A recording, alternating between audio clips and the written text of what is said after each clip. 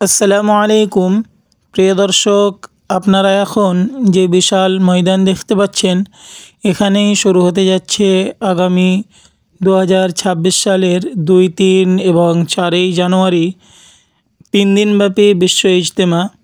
প্রায় দীর্ঘ 2 থেকে 3 দশক পর আবারও আমাদের পশ্চিমবঙ্গে শুরু হতে যাচ্ছে বিশ্ব ইজতেমা।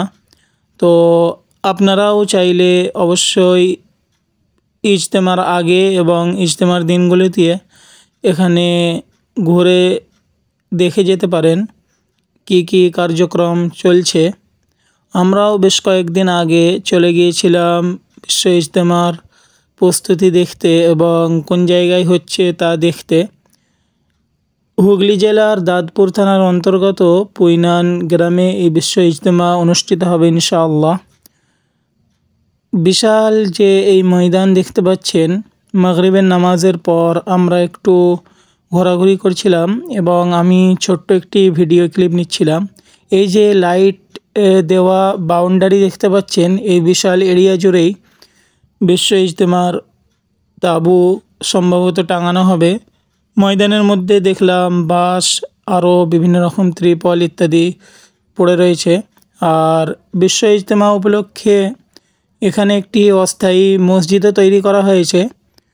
তো আমরা মাগরিবের আগে যেহেতু পৌঁছে গিয়েছিলাম, তাই এখানেই জামাতের সঙ্গে আমরা সবাই মিলে মাগরিবের নামাজ আদায় করি।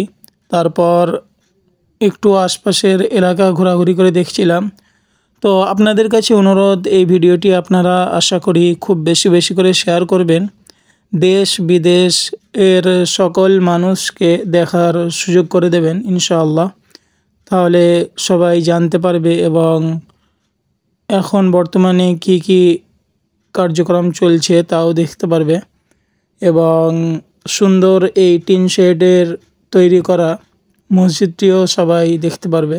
তাই আপনাদের সকলের কাছে অনুরোধ আমার এই ভিডিওটি বেশি বেশি করে শেয়ার করার এবং আমাদের এই পেজকে ফলো করার। আসসালামু আলাইকুম রহমতুল্লাহি ওয়া বারাকাতুহু।